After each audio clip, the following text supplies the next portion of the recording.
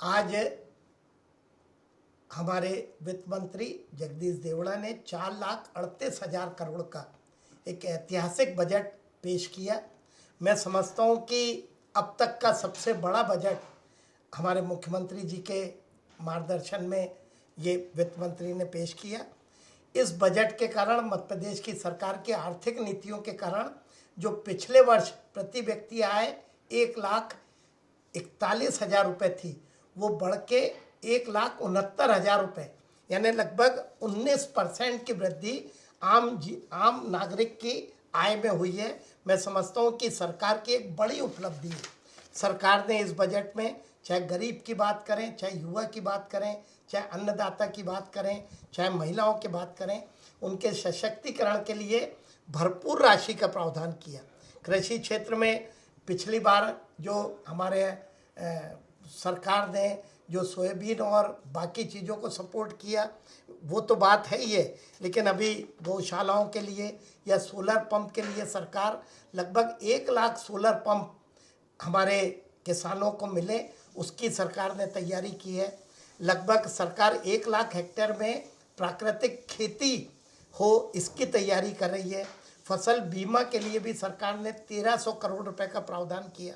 मैं समझता हूँ कि हमारी बहनों के लिए पहली बार बजट में 23,000 करोड़ से ज़्यादा की राशि हमारी जो लाडली बहना योजना है उसके लिए रखी गई है।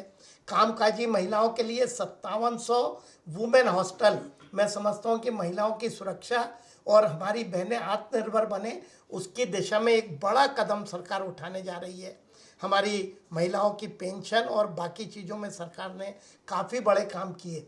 युवाओं के लिए 25,000 करोड़ के ऋण का सरकार ने प्रावधान किया। खेलों के लिए 815 करोड़ रुपए देने की बात की। इंफ्रास्ट्रक्चर में मजरे टोले की रोड के लिए सरकार 21,000 करोड़ से अधिक की राशि दे रही है।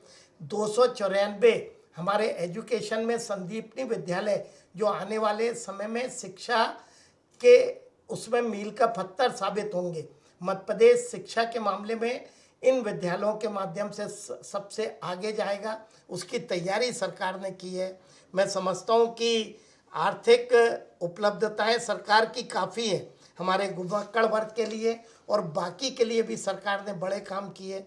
हमारी जो जी राम जी योजना है उसके लिए इस बार सरकार ने 10,000 करोड़ से ज़्यादा की राशि रखी है। मैं समझता हूँ कि ग्रामीण जीवन बदलने में ये जी राम जी योजना, जिसमें राज्य सरकार का 40% शेयर रहेगा, एक बड़ा योगदान देगी। अब गांवों को अपने निर्णय खुद करने का अधिकार हमारी केंद्र और राज्य की सरकार दे रही है। इसके साथ ही साथ हमारा जो बच्चों को पहली बार टेट्रा दूध पैक दिया जाए, उसके लिए सरकार ने बजट प्रावधान किया है। और हेल्थ सेक्टर में लगभग सरकार 23,000 करोड़ का प्रावधान किए है। और ई बस के रूप में सरकार ने एक नई शुरुआत की है और लगभग 472 ई बसें शुरू कर रही है।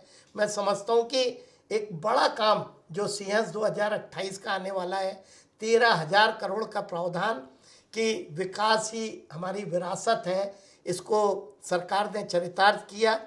इस बार के बजट में सरकार ने एक बड़ा काम किया। कैपिटल एक्सपेंडिचर 1 लाख करोड़ के ऊपर का करने का काम सरकार कर रही है। जब तक पूंजीगत निवेश नहीं होगा, कोई भी राज्य, कोई भी देश आगे नहीं बढ़ सकता। सरकार ने इस दिशा में बड़ा काम किया है। मैं समझता हूँ कि हर पक्ष को छूने का, हर समाज का वर्ग सशक्त हो, उसके लिए सरकार ने हर वर्ग के लिए प्रावधान किए। मैं वित्त मंत्री जी को, हमारे मुख्यमंत्री मोहन यादव जी को इस बात के लिए धन्यवाद देना चाहूँगा कि जो उनका 2047 का विज़न है उसको इस बजट में परिलक्षित होता है। और आने वाले समय में हमारा प्रदेश किन रास्तों पे चलेगा, वो सारी बातें इस बजट में इंकित की गई है। मैं समझता हूँ आने वाले समय में हमारा प्रदेश सशक्त हो, उसकी दिशा में ये बजट है। मैं बजट के सारे प्रावधानों के लिए सरकार का बहुत बहुत धन्यवाद करता हूँ।